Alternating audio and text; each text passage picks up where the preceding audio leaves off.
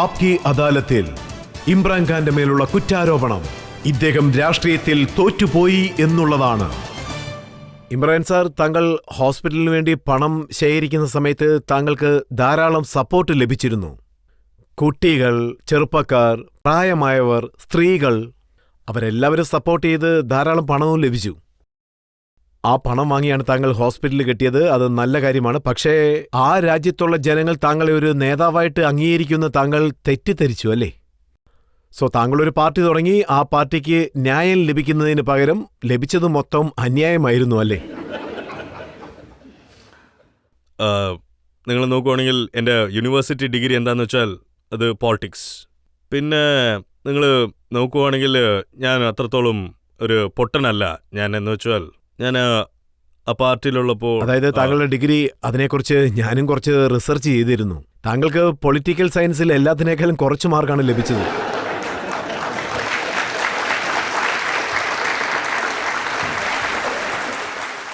ഞാൻ നിങ്ങളോടൊരു റിക്വസ്റ്റ് ചെയ്യാം.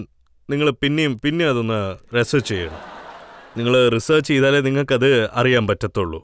പോളിറ്റിക്സ് പേപ്പറിൽ എനിക്ക് ഇത് ഓക്സ്ഫോർഡിൽ നിങ്ങൾ ഓർമ്മ വെച്ചോണം. അവിടെ ഓക്സ്ഫോർഡിൽ എല്ലാവരും തന്നെ നന്നായിട്ട് പഠിക്കുന്നവരാണ്. അവർക്കുള്ളിൽ നിന്ന് എനിക്ക് ടോപ്പ് സെക്കൻഡാണ് കിട്ടിയത്. ഓക്സ്ഫോർഡിന്റെ ഉള്ളിൽ പോളിറ്റിക്സിലല്ല, എക്കണോമിക്സിലാണ് കിട്ടിയത്. എക്കണോമിക്സിൽ കുറച്ച് കുറവാ. നോക്കൂ, എനിക്ക് പാകിസ്ഥാന്റെ സിറ്റുവേഷൻ പൊളിറ്റിക്കലിൽ എന്താണെന്ന് നന്നായിട്ടറിയാം. ഒരു മനുഷ്യൻ ഒരു ആന്റി സ്റ്റേറ്റസിനെ, ആന്റി എസ്റ്റാബ്ലിഷ്മെന്റ് പോളിസി ചെയ്യാനായിട്ട് വന്നതാ. ആ മനുഷ്യനെ ഇതിനു മുമ്പുണ്ടായിരുന്ന പഴയ ആൾക്കാര്, എത്രത്തോളം എക്സ്പീരിയൻസ് ഉള്ള ഭരണപക്ഷത്തിലുണ്ടായിരുന്നവര്, എന്നെ എത്രയും പെട്ടെന്ന് അവരങ്ങോട്ട് പ്രൈം മിനിസ്റ്റർ ആവാൻ വിട്ടേക്കുവോ? പിന്നെ നിങ്ങള് ഒരു പൊളിറ്റിക്കൽ ഓർഗനൈസേഷൻ ഇല്ലാണ്ട് പ്രൈം മിനിസ്റ്റർ ആവാൻ പറ്റുമോ? ഒരു പുതിയ പാർട്ടി ഇല്ലാണ്ട് ഇങ്ങനെയൊക്കെ ചെയ്യാൻ പറ്റുമോ? സോ എനിക്കിതിലൊട്ടും തെറ്റായ ധാരണയില്ല. ഇമ്രാൻ സാർ, താങ്കൾ അവിടെ 9 സീറ്റുകളിലാണ് മത്സരിച്ചത്. 7 സ്ഥലങ്ങളിൽ ഡെപ്പോസിറ്റ് പോലും നഷ്ടപ്പെട്ടു. അത് കേട്ടാൽ നിങ്ങൾ ഇപ്പൊ ഷോക്കാവും.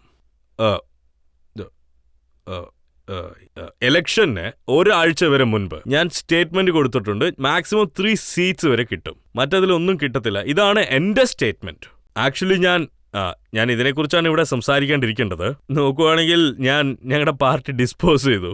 ഇവിടുന്ന് ഞാൻ എന്റെ പാർട്ടിക്ക് ഒരു കാര്യം പറയാൻ പറഞ്ഞു വരുന്നത്, താങ്കൾ ക്യാമ്പയിന് പോകാത്തതുകൊണ്ടാണ് താങ്കളുടെ പാർട്ടി അതുകൊണ്ടൊന്നല്ല, ഞാൻ ക്യാമ്പയിൻ ചെയ്തുകൊണ്ട് തന്നെയായിരുന്നത്. ആ സമയത്ത് ഞാൻ പബ്ലിക്കിലായിരുന്നു ഇരുന്നത്. എനിക്കറിയാം പൊളിറ്റിക്കൽ ഓർഗനൈസേഷൻ ഇല്ലാണ്ട് നിങ്ങൾക്ക് അതിൽ വോട്ടുമില്ല, വോട്ട് ബാക്ക് ഉണ്ടെങ്കിലും അതിൽ ചേർക്കാൻ കഴിയില്ല. മറ്റൊരു കാര്യം എന്താണെന്ന് വെച്ചാൽ, എസ്റ്റാബ്ലിഷ്മെന്റ് ആയിരുന്നാൽ പോലും ഇതുവരെ പാകിസ്ഥാനിൽ നടന്ന ഒരു ഇലക്ഷനിൽ ആരും ജയിച്ചില്ല. അതായത് ഒരു എസ്റ്റാബ്ലിഷ്മെന്റ് ഒരു പാർട്ടിക്കകത്തുണ്ടെങ്കിൽ ഇതുവരെയും അവരാരും തോൽപ്പിച്ചിട്ടേ ഇല്ല. താങ്കളുടെ പാർട്ടി പുതിയതാണെന്നുള്ള കാര്യം അംഗീകരിക്കുന്നു. എവിടൊക്കെ താങ്കൾ മത്സരിച്ചോ അവിടെയെല്ലാം തോറ്റു പോവുകയും ചെയ്തു. പക്ഷേ 2001 ഇലക്ഷൻ നടക്കുന്ന സമയത്ത് അപ്പോഴും താങ്കളുടെ പാർട്ടിക്ക് 0.8% ആണ് വോട്ട് ലഭിച്ചത്. നിങ്ങൾ പറഞ്ഞത് ശരിയാണ്. ഞാൻ എന്താ വിചാരിക്കുന്നതെന്ന് വെച്ചാൽ അതും ഒരു അച്ചീവ്മെന്റ് തന്നെ. നോക്കൂ, നിങ്ങൾ ഞങ്ങളുടെ ഈ 2ാമത്തെ ഇലക്ഷനില് ജനറൽ മുഷറഫിനെ, അദ്ദേഹത്തിന്റെ 3 വർഷത്തെ ഭരണത്തിൽ ഞങ്ങൾ 2.5 വർഷത്തോളം സപ്പോർട്ട് ചെയ്തു.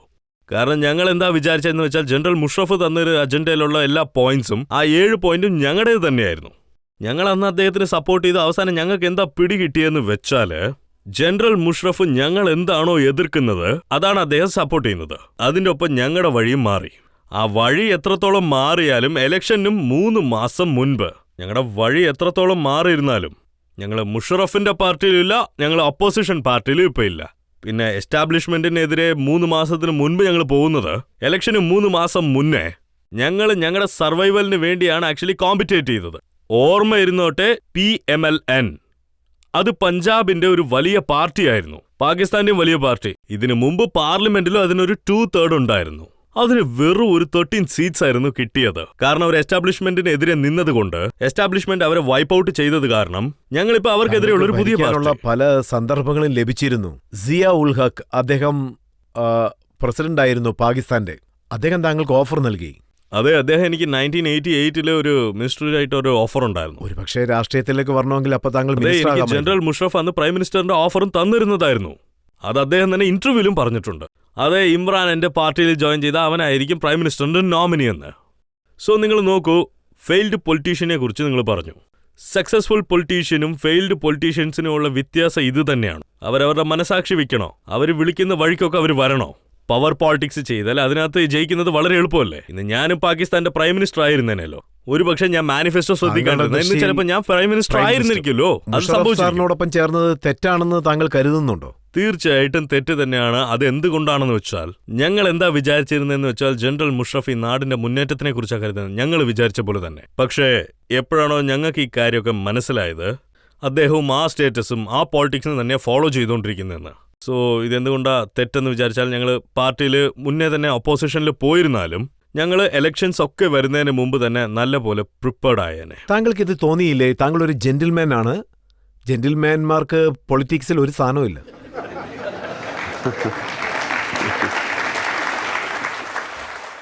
ഞാൻ തീർച്ചയായിട്ടും അങ്ങനെ വിചാരിച്ചില്ല.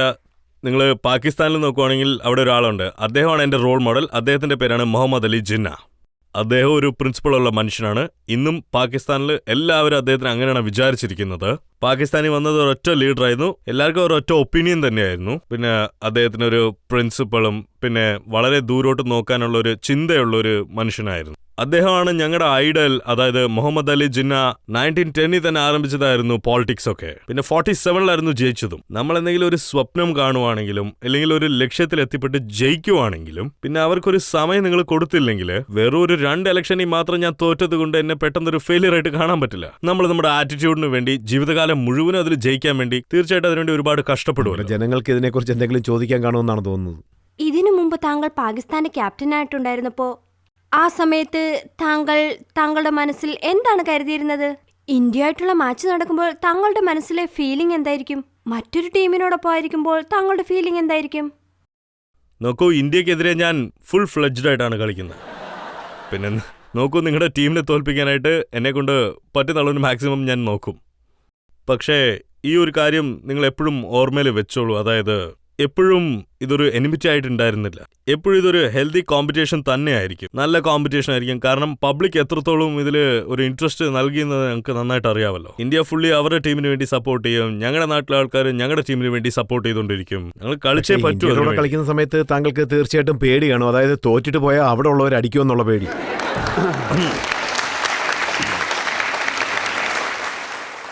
ഞാൻ എന്നും ഇത് മറക്കാൻ കഴിയില്ല.